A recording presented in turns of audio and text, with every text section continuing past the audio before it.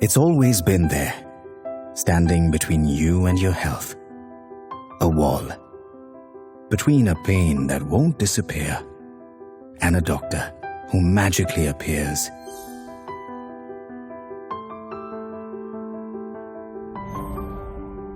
Between a long wait on a hospital bench and staying right where you are, at home.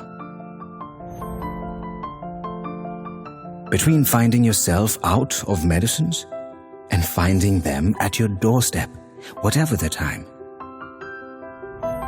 Between years of health records all over the place and all your records in one organized access from anywhere place. Between your current regimen and the recommended routine. The wall. We don't need it anymore.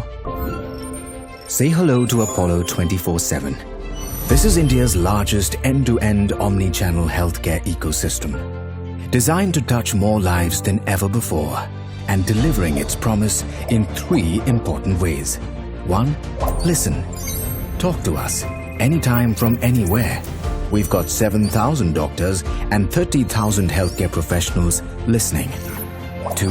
Advise. We'll give you expert advice you can rely on, because it comes from India's #1 healthcare provider. 3. Assist.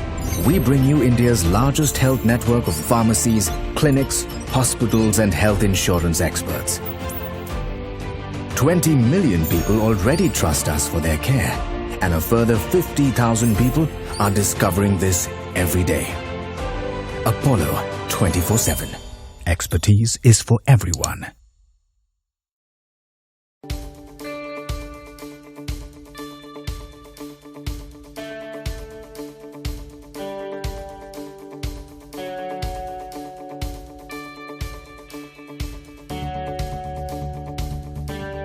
Hi Aditi, how are you doing? So good to see you here. Yeah, hi Shiny. I'm doing really well. How are you doing this Saturday morning? Oh, absolutely nice. And over the weekend, just catching up like this, and that too to discuss on a topic like this, nutrition for children. It's so close to my heart. And you have 2 boys at home, 2 sons who are full of energy. So how has it been through the pandemic and managing kids at home and making them eat healthy food? I would really like to know what you're doing. It's been, I have to say, quite a struggle. But I know that all mums out there are going through the same thing. But, with their Zoom classes and mothers who are working as well, it's trying to put on their classes, make sure that they are actually paying attention during the classes. And then, in between running, trying to get some work done in the middle and then going back to put the next class. And I have 2 kids. So, between both of their Zoom classes itself, it's quite, I get some good exercise in the morning running between all these classes. I guess we have to look at, the positive side of things. But yes, and also I think, it's important that even though they are at home the whole day, we do stick to some sort of routine. It's vital for them. We don't know how long this pandemic's going to go on for. So, I still make sure that whatever happens, they go down in the evenings and have some, time to play outdoors. I think that's very important and something that all children, regardless of, even if you have a small apartment, there'll still be a terrace or some sort of outdoor space where it's very important that they go outdoors and play.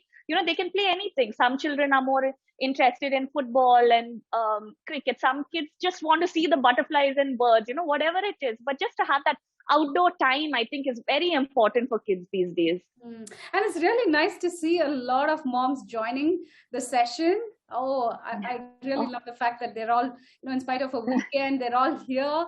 And I'm sure they have a lot of questions for us. And it's going to be like super interactive. We would really go ahead and discuss how we manage. As a professional, as a sports dietitian, I work with a lot of children who are into sports. And again, during the pandemic, they didn't have much activity. They couldn't go to the academies because it was shut down. But then, of course, slowly things are getting back. And I'm sure there are a lot of moms here whose children are into sports, as well as, of course, kids who are into academics. But they would also want to understand what to feed them.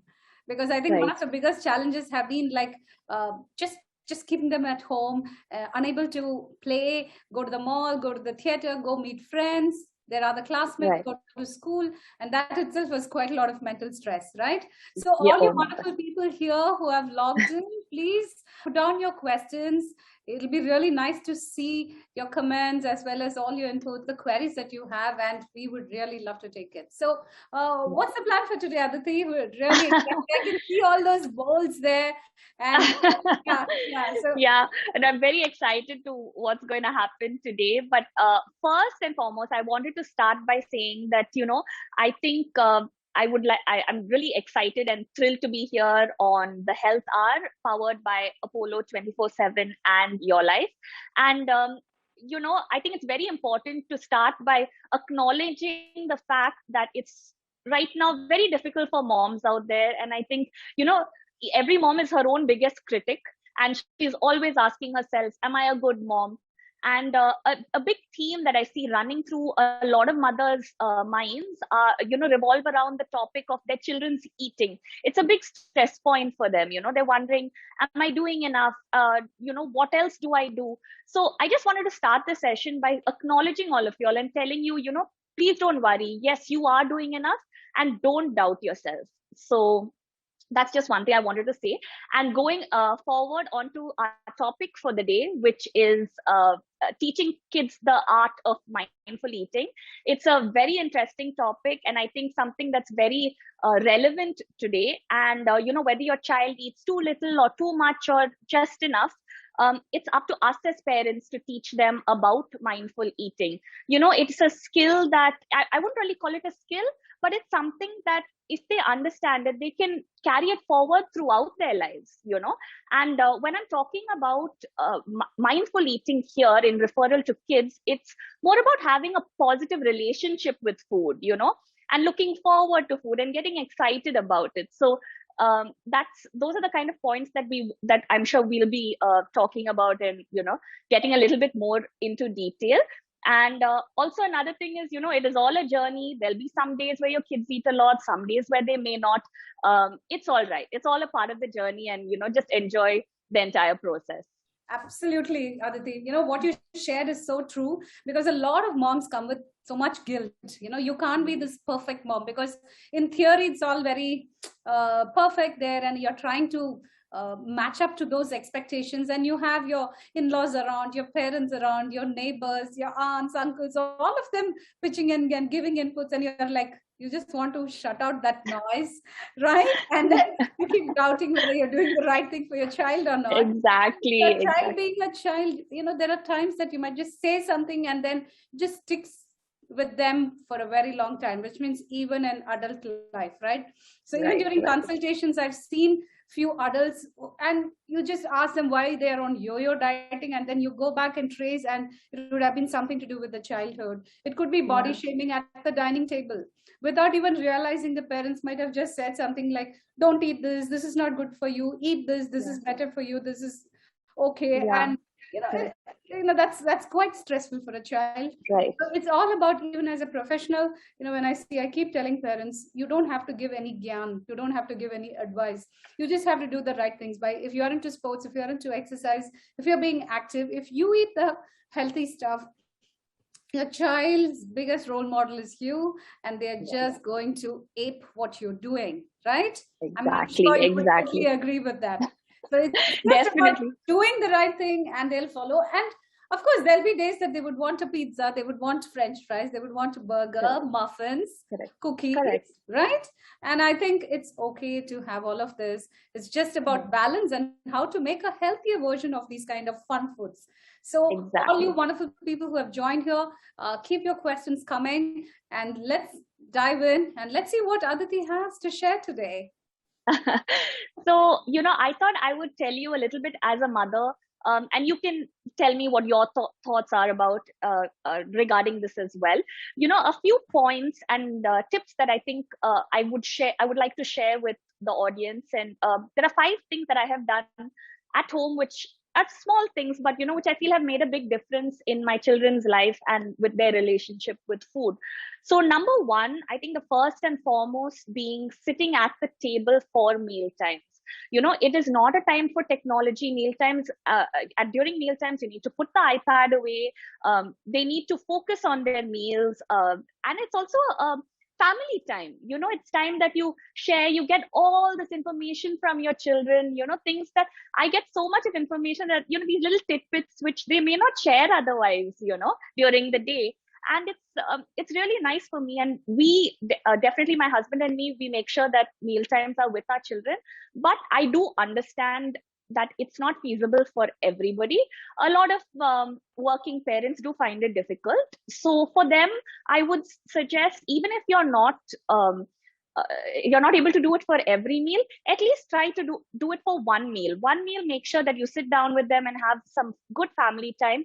And the rest of the meals, even if you're not with them, make sure that they sit down at the table. It just promotes good habits and good relationships with food. Yeah, I totally agree. Absolutely. Because these days, because kids are doing everything online, they'll open up a lot of windows, and then this is a habit that's happened, right? So they might end up eating in front of the laptop. They're just grabbing a snack, and it's just become a pattern. And then when they come to the living room, they would be watching television with their parents, or it could be gadgets at the dining table. And this happens all the time. So this is a very, very important advice, as you said, and makes a big difference, because the mindfulness aspect is missing there.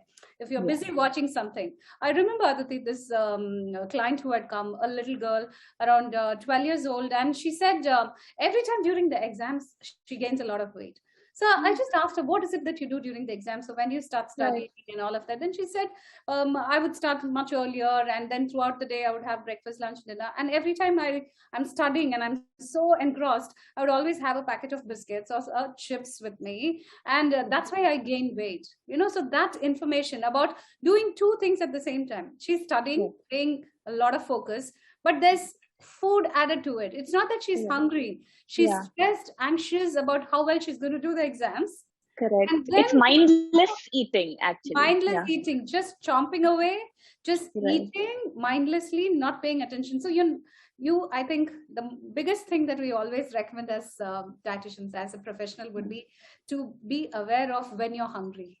And drink adequate water. That's one of the very big tip, because a lot of children don't really hydrate themselves well. They were busy playing and they're running around. They might not drink adequate water. So once you drink adequate water, you don't feel that hungry. And that really helps. And also to understand that you sit at the dining table and not really take food packets to the bedroom, to the study room, everywhere. So it's correct. Space, correct? Yeah. Definitely. And the second point I would say is something that I feel has worked the most for me, and that is including them in menu planning. So make them or ask you for what they want to eat. I think it's very important, because one, when I'm discussing their meals with them, I'm also making them aware of the fact that with each meal, I am adding some sort of vegetable, maybe a protein. So, not maybe a protein, definitely some sort of protein. So what I'm trying to do is that I'm hoping that at some point in their lives, they will make these decisions for themselves, without too much prompting from their mother. And also, they are much, much more likely to eat something when they have asked for it. Till date, I've never had a time where they've asked for something, they've come and sat on the table and not eaten it, because they have been a part of that decision-making process. They have made that decision. So it's very important to include them in meal planning for sure, at any level. And I don't know, I would actually like your thoughts on this, but for me, I don't overdo the snacks. I feel like, when I was constantly trying to feed them every 2 hours, then, each time whenever mealtime would come, it would be like a torturous affair, actually, to be very honest. They weren't hungry. It would take, so long to finish the meal. It was really difficult. Then I cut down on their snacks. They may have, like in the evening, a small snack, but other than that, no snacks.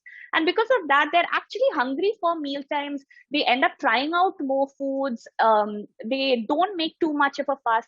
And it's really worked out for me. Of course, I understand there are some children who may need to eat more frequently than others. So for them, you would have to, look at it. But if you're having a problem with a child who's not hungry during mealtime, try cutting down the snacks and see if that works out for you. Absolutely. I totally agree with you, Aditi. You're right. Because there are children who might need 6 meals or 8, not necessarily meal, but it could be a beverage in between the 3 meals and a small snack. But there are kids who don't need it because it affects their main meals. And they won't do justice to their main meals. You're absolutely fine. But of course, they do definitely need breakfast. So I think we should ask our, audience to also type, like, what's the kind of breakfast that you've been giving your children? We would be really happy to know what you're feeding, because, we have people across who have come here. So it'll be really nice to see, what they have been feeding, because breakfast is the most important meal, and how important it is, because it's going to help with their cognitive function, for them to focus and get all of this. So I do see a question which says, the time of the feeding, when a child eats at a particular time, does that matter? I feel definitely yes, because I would like to know, the time of the meal, because if a child is going to wake up quite late and then skip breakfast, then they might end up eating some snack like a biscuit or some kind of a cookie, or some snacks which is lying around, and then that will dull their appetite, and then they might not even want to eat a proper lunch.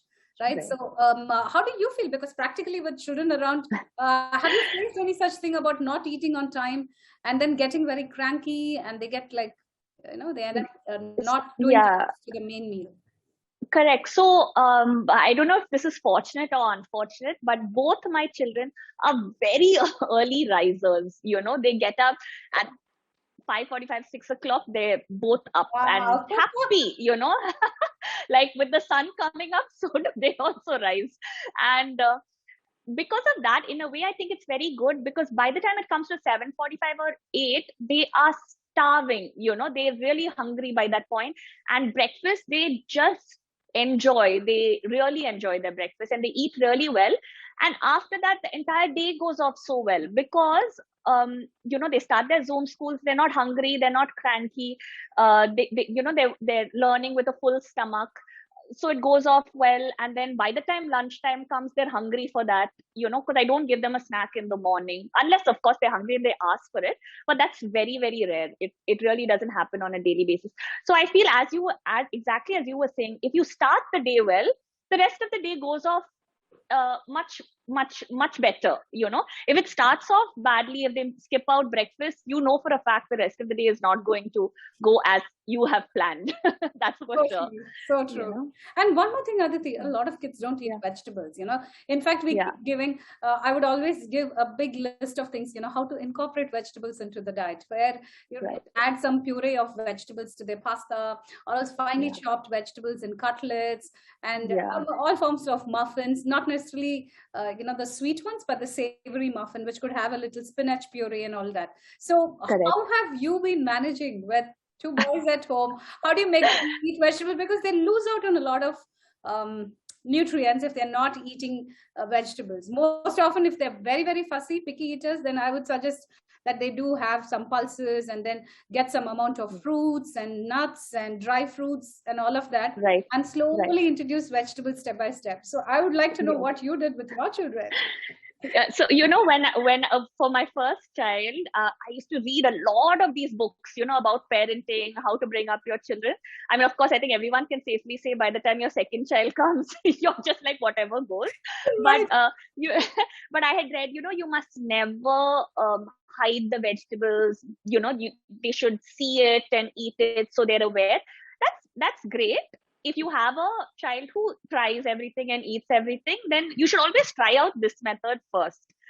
If that doesn't happen, and if they're still not touching the vegetables or still not, then you have to think of a little, you need to think out of the box and try. They still need the vegetables, but you as a mother need to try to give it to them in a different way. So what I do is, I definitely, I would say, like, I wouldn't say master of deception, but I'm always, trying to put in these pureed vegetables into things, finely cut. So they love cutlets, as you said. They love cutlets with vegetables and protein, like a chicken or something like that. They love, these toasts which I make, where I mix spinach with a spinach puree and white sauce. So they love that. They eat that very often. And the thing is, when they get something that's bright green in color, firstly, they get so excited by it also, they're like, oh, I'm eating something really green and it looks very cool. But at the same time, I'm not trying to hide the fact that I put spinach in there. So I tell them it's spinach. It's a spinach and corn toast. And then they eat it. Then they start also associating spinach with tasting nice. And then later on, you can start incorporating spinach as a main ingredient back into their diets. So, it's just the way and the process with which you should try to plan out their foods for different children. Yeah, absolutely. I totally agree, because even in South Indian breakfast, when you have all this idli, dosa, uttapam, pesarattu, adai, all these, besan chilla, moong chilla. So finely grated vegetables will be a fantastic addition. And as you said, pureeing, that is also good. Maybe the sambar, the vegetables could be nicely pureed and that could be incorporated. The chutney is nice and green, or it could be a red color or else an orange color. And that really, makes the food quite interesting. Yeah, I make carrot chutney for my children. They love that because it's slightly sweet also naturally, carrots lend a bit of sweetness naturally. I give them beetroot dosas, and that's like bright pink in color. They love it, they love things that are a little bit exciting, and for them also, they get excited to eat it, And what we were talking about earlier, junk food and things like that, and they love pizzas, burgers, and French fries. Yeah, exactly. So exactly. How do you manage at home? So that's the thing. I feel getting them into a healthy sort of lifestyle, you need to get them to get used to eating at home mostly. Like, try eating at home the most. That's the best way you can bring your children up. Of course, now the problem with Swiggy and Dunzo and things like that are, your favorite restaurants are literally at your fingertips. You can order anything, anytime, any day.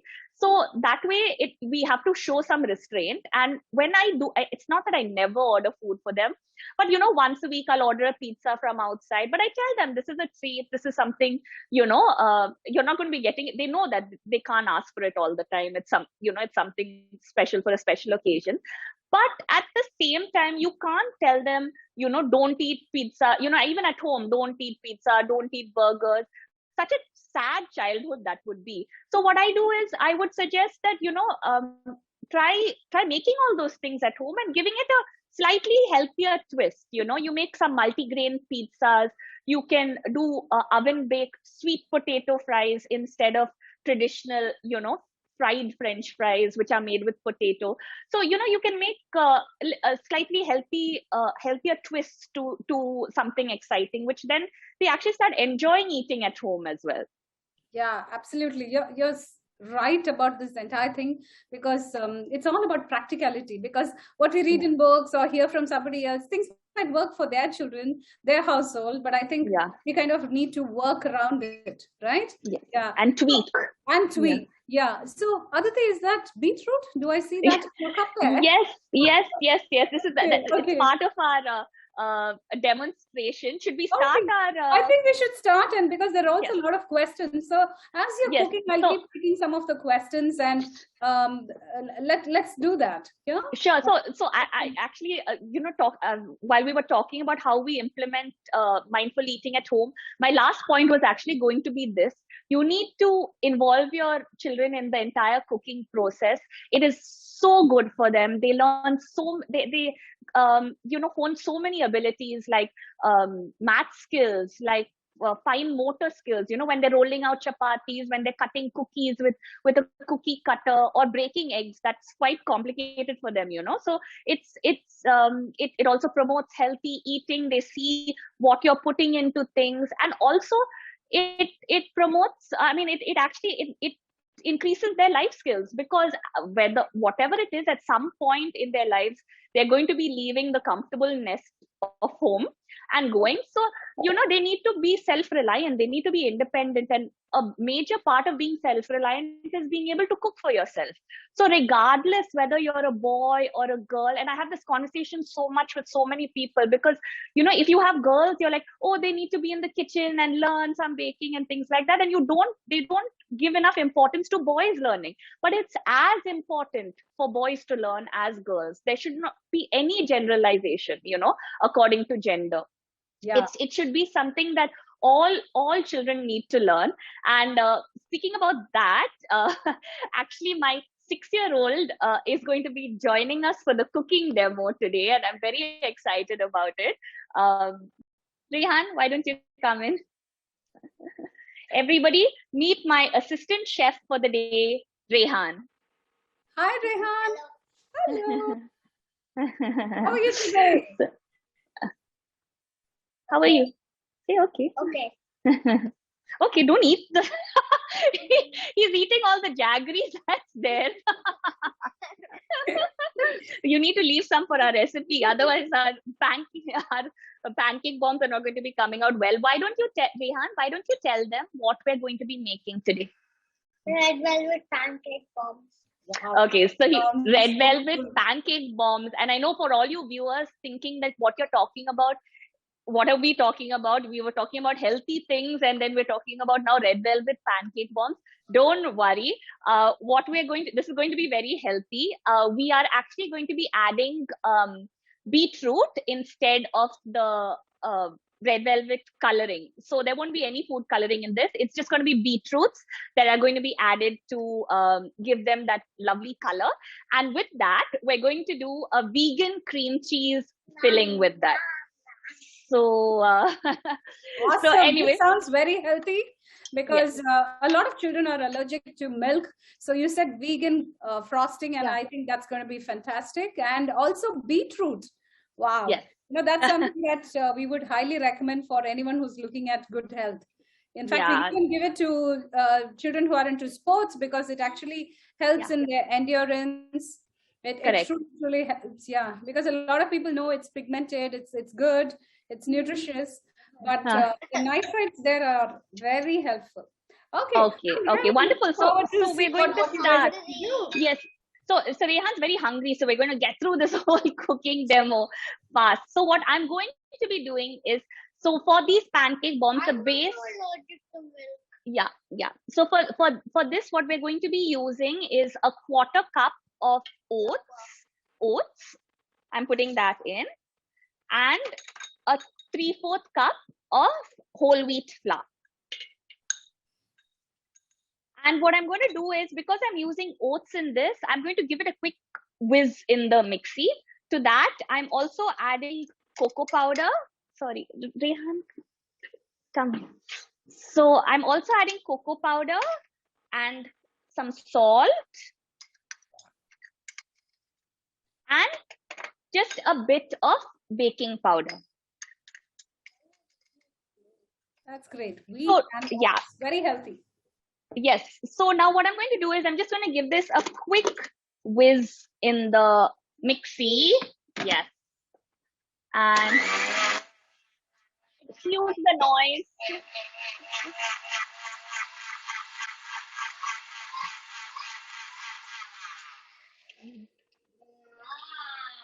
Aditi, I'd also like to see the ingredients. If you could show the ingredients. Yeah. Yes, definitely. So now we're going to be adding in all the wet ingredients. We're going to mix that in a bowl. So we have our beetroot here. Is that boiled and pureed? Yes, you can steam it or boil it and puree it, whatever is easiest for you to do. Okay, that's great. It gives a lot of pigment to the entire thing. So yes, kids would love it. And correct. Yeah, and it's so good. In fact, beetroot is so good for reducing hypertension. It's great for athletes to, enhance their endurance. It's so very good. Yeah. Correct. And to that, we added some jaggery as well. So generally in pancakes, they put a lot of sugar. So we're not doing that. We're just putting 1 tablespoon of jaggery here. That's for our cream cheese frosting. Okay. No, Rehan. And to that, we're going to be he wants to eat all the jaggery, and I won't have any left for my recipe. So now to that, I'm going to be adding 1 cup of milk. If you want to keep this vegan, you can make it any plant-based milk. So you can use, if you don't want to keep it vegan, regular milk is fine. And if you want to keep it vegan, then you can make it with coconut milk, with almond milk, any of those things. Yeah. And now we're going to add also some around a 1/4 cup of apple puree as well to it. So this is really good because it's Is apple, Rehan going to be, sorry to interrupt, Aditi, is Rehan Yes. going to be helping you mix the ingredients? yes, Going he to is, because I think have a yes, master he's chef here. yeah. So Like that movie Master yeah, yes. That's so cool. So here I'm going to give you a whisk, and you will slowly mix. Yeah. Let Mama put everything Rehan? in. Do you like what you're doing? Is it nice to be there? Yes. Awesome. Yes. He loves helping me in the kitchen. So Excellent. usually I keep all the the sweet things on the side for them not to see till I'm adding it in. But now, because I've laid it like a buffet in front of him, he can't help but tuck into that. And to that, I'm also adding 1 tablespoon of maple syrup. Now, don't worry, in case you don't have maple syrup, instead of the 1 tablespoon of jaggery and 1 tablespoon of maple syrup, just add, what is it doing? Just add 2, Delicious. yeah, just add 2 Delicious. tablespoons of jaggery. So why don't you mix now? Mix it. Aditi, you know what? The beauty here is, I love the fact that he's so involved with the cooking. And he Yeah, also and loves tasting. it. He loves the Yeah. taste. So which means Yes. when the final product is there, he's going to eat. He's going to Definitely, he's a part of the entire process. So Process. Exactly. yeah. So why don't Wow. you? Yeah. Oh, sorry. So now what I'm going to do is to this. It's such an easy recipe. So now what I'm going to do to this is basically, we have all the the dry ingredients that we mixed earlier, the oats and the multigrain flour and things like that. So we're just going to add it into our Mom, wet can I mix? ingredients. Sure. And Last. Aditi, it's so good to see Rehan being so hands-on. He's there in the kitchen, okay? And also that he loves the color. And I think he will definitely eat the final dish. eat what? Yes, for what has sure. been cooked. Because I think this is the main thing, when kids are in the kitchen. I think that's going to make a big difference. And this is a life skill. Yeah. Even when I work with all these tiny tots, we keep telling them, because they might travel across the world, they might go and study in a university abroad, and they would need this as a life skill. They should know how to quickly toss up a meal. And Right. being involved right from, he's just 6, and oh wow, look at his skills. I'm so impressed. He's amazing. Yes, So so I'm sure all you friends here, all those who have logged in, please do share your experiences with the children at home. My friends How are often coming you today. have them cook along with you? Are they in the kitchen while you're chopping and blending?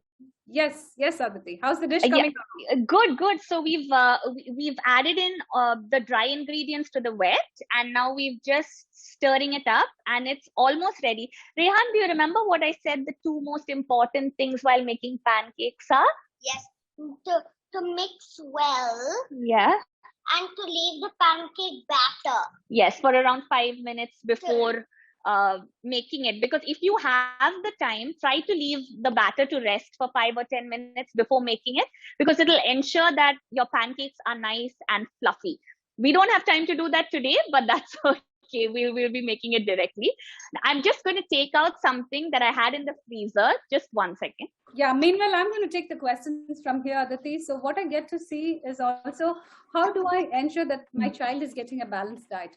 So for all you people out there, so what I would suggest to see if you have a menu that is planned. So at least on Sunday, make sure that you sit there at the dining table and then take out a chart and start planning for the entire week. And you could also go grocery shopping. So if you probably have this plan done on a Saturday, which is today. So if you could sit and plan what you want for the entire week, Sunday you could go and pick up all the groceries and then have this stuck to your kitchen board or else the cupboard or maybe your fridge, and then you will know exactly how to go ahead and plan and make sure that you eat from all the 5 food groups. So cereals, pulses, fruits and vegetables, milk and milk products, and also your dals, and in case you're a non-vegetarian, bring in the meat aspect as well, and also limited amounts of oil and sugar.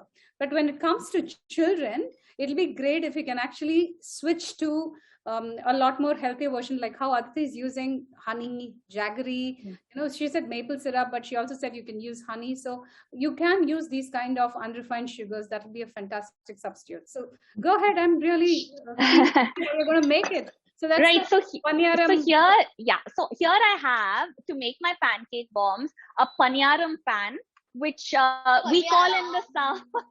In the south, we call it paniyaram. I think in the Maharashtra they call it an appe pan. So I have that. That's going to help my pancake bombs come out really well.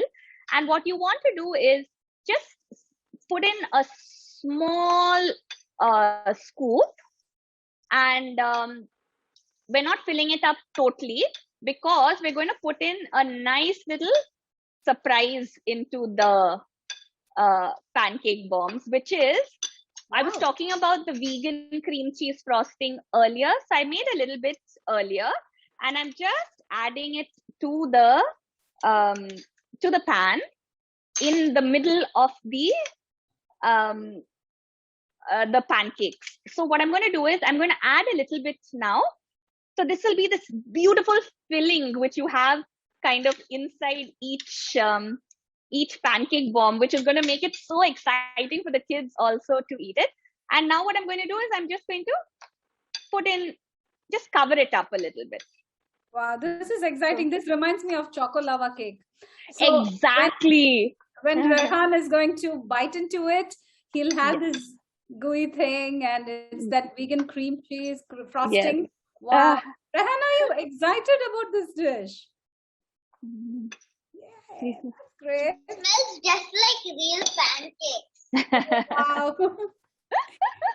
And how do you like the color, Rehan? It's better, right, than regular pancakes. Mom's small bowl. Thank you, baby. I've just left it so that little bit of air can come out. Thank you for noticing it. I have my real sous chef with me. Absolutely. So how long does this entire thing take? So can this be a snack, or usually when you prepare this for your children? Right. So I make this very often during, during breakfast. Sometimes if I want a quick snack for them, because you've literally seen how long it takes for me to have made it. It's hardly taken any time at all.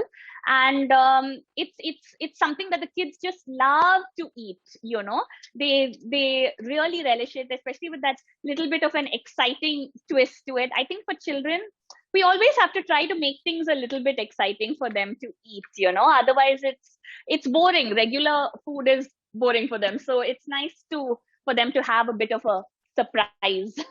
And I was saying, even if you don't have this sort of up the paniyaram or appe pan, don't worry about it. The exact same batter can be used for a regular pancake. So just put it in a regular pan and make a normal pancake. And I'm going to be teaching you all how to make the vegan cream cheese frosting, which is again going to take exactly a few minutes, and that you can put as just as like a drizzle on top of the pancakes. So even if you don't have this, you can use that. It's not a problem at all. Great. I think it's about the same batter that you've actually given a twist. Exactly. You use the appe pan or the paniyaram pan, and you also said the regular pancake is also fine.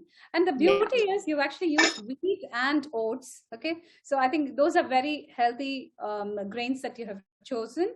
Another thing is, maybe in case probably if someone is allergic to wheat, is there a substitute that you might give? Say almond flour. Yes, like definitely. Or else a keeper flour. Exactly. So with gluten-free flours, I think it's like what is important is that it's not as straightforward as regular wheat flours. So you need to do probably a mix. So I love to use both amaranth and quinoa flour together. And that makes for a fabulous, it's also like high protein. It's, a lot of things like that. So it's good for them to, for kids also to eat, for their snacks and things like that. But I've just used a regular, yes, my darling, I'm just going to finish making these. Yeah. See, another thing is also there are a lot of people who do feel like, if they feel that it's expensive to buy quinoa flour and all that. So usually a gluten-free flour, you can actually use jowar or bajra or ragi. Of course, has a very strong color, but maybe because you're mixing up with beetroot, I don't think that'll be an issue. But so you can always change this recipe according to the allergies or intolerances that your child has. Another thing is also the vegan frosting, which is great because it's only going to be plant-based. There's no dairy there, so which is pretty good for a lot of people who don't allergy. So I think, of course, nuts, then probably you just have to watch out for in case they have nut allergy. Yeah. But I just wanted to show you guys the batter. Isn't it like a regular red velvet sort of cake batter that you may use? The color, it's, it's so amazing that you can just use natural fruits. Sorry, Rehan's fallen. I'm sure all my friends, kids are also watching what Rehan is up to. Yeah. Their children also must be doing all of this. Stand up. Yeah. So nice.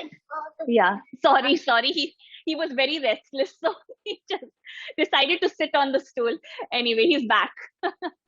Yeah, I think he would love to taste that. I'm sure he's waiting to taste the pancake. Yes. Yeah. He's really like looking forward, I think, to this whole thing. I'm just almost take one question here. See, the thing is, how do I discourage my kids from emotional eating is a question that I see here. Okay, because a lot of children, when they're upset, they would actually end up eating, and or they might not eat at all, in case the parents have actually scolded them or something, or if there's something to do with their school marks and all that.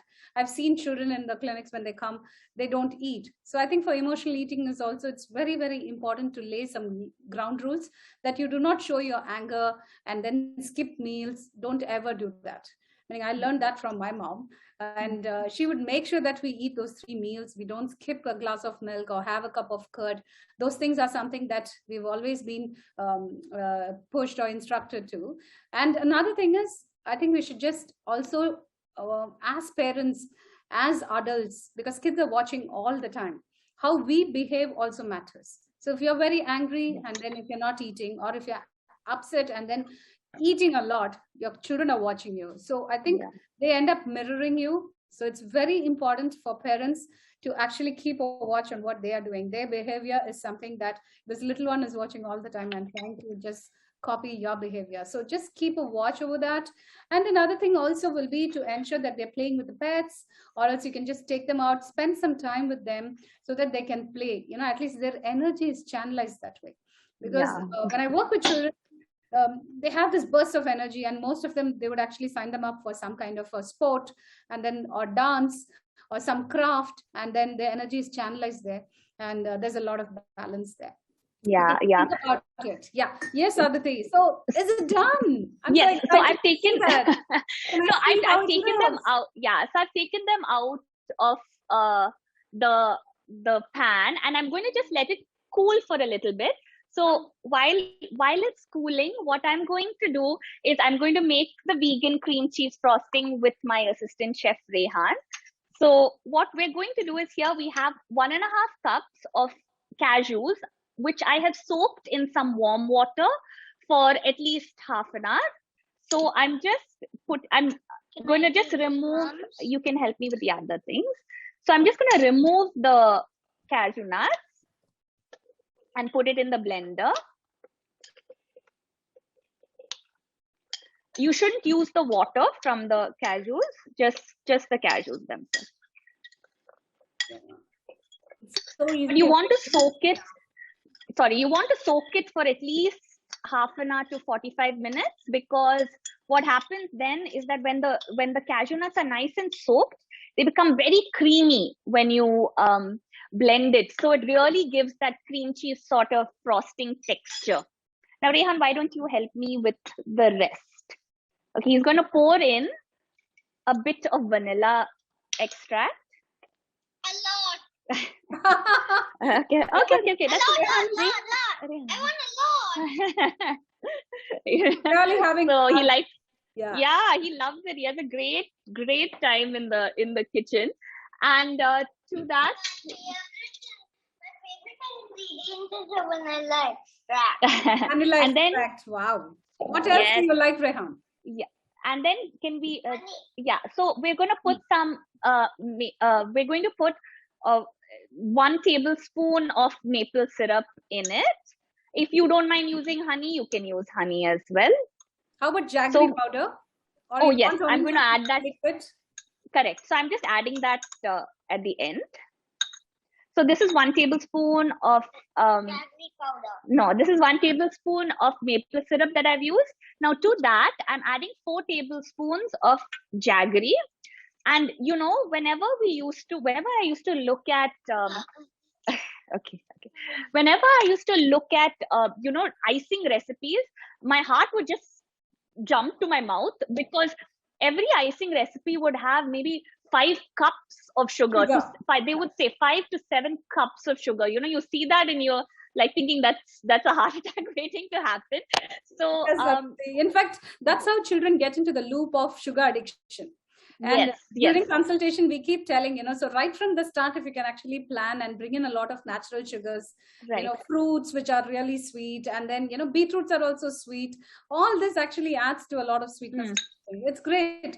So you're blending all of this now? Yes. So I've not finished yet. And to this, I'm adding a 1/4 cup of. Cleaning the honey bowl. Thank you for helping me with cleanup, Rehan. So I'm adding 1/4 cup of coconut yogurt because I'm making this vegan. But if you don't mind, you can use regular Greek yogurt. If you don't mind this not being vegan and just, with some dairy. Or curd. Yes, yogurt or curd, correct. And to that, we're also adding just 1 tablespoon of lime juice.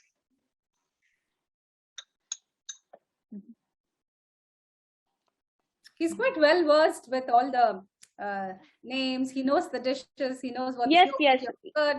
That's great. Yeah. And a little bit of apple cider vinegar. So now to this, it's now pretty much nothing. Again, I'm just putting it into the blender. Okay, so I'm going to take a question from one of our friends here. So she's asking, how is it that should a child not be allowed to have fast food or junk food at all? Okay, so as a child is growing up, they will be interacting with the other kids, and they would talk about how they ate pizza, burger, or potato chips, cutlets, or could be a bhaji, bonda, samosa, chaat. So growing up, every child will eat this kind of food. So if these kind of foods are prepared at home, like a healthy twist, for example, if it's going to be pizza, you can actually make a rotiza.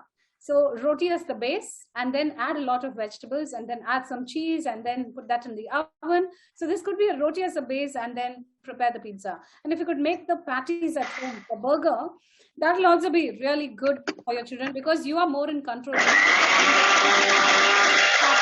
what you're using. Okay? And also, French fries, instead of the regular white potatoes, use sweet potato. So bel puri also can be prepared at home. You can add a lot of vegetables. You're more in control, so you can add quite a lot of vegetables and toss it up.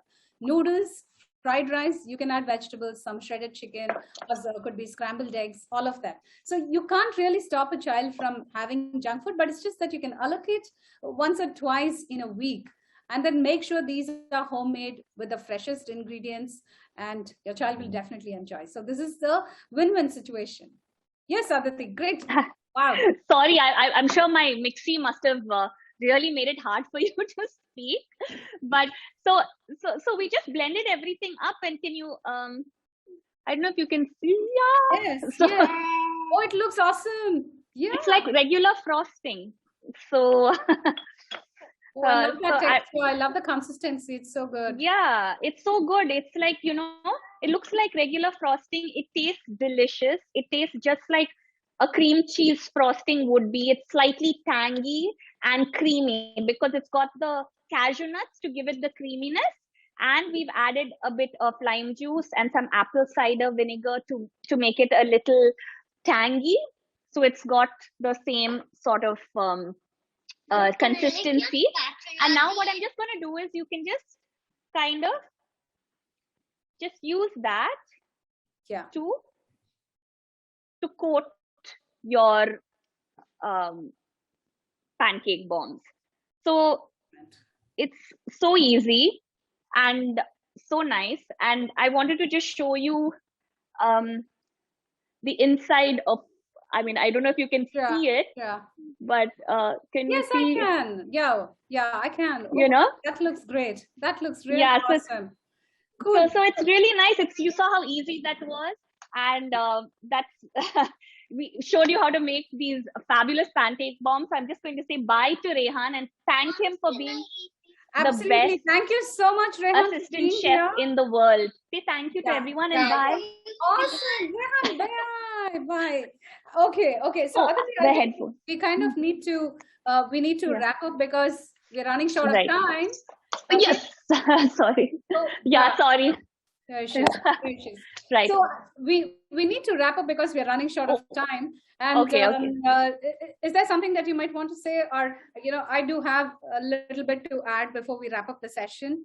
Sure. So I just wanted to say, these are small things. I showed you how to make these pancake red velvet pancake bombs with vegan cream cheese frosting. You all firstly saw how easy it was. It really didn't take any time at all. Get your kids involved. We saw how much fun Rehan had, and it was generally such a fun experience. So get your kids in the kitchen, get your kids cooking, and I just wanted to say thank you for such a fabulous morning. It was a great way to start our weekend. Thank you to Apollo 24/7. Thank you to Your Life, and of course, thank you to Shiny, my friend and mentor. She mentors me on so many things, and thank you so much for having us on the show.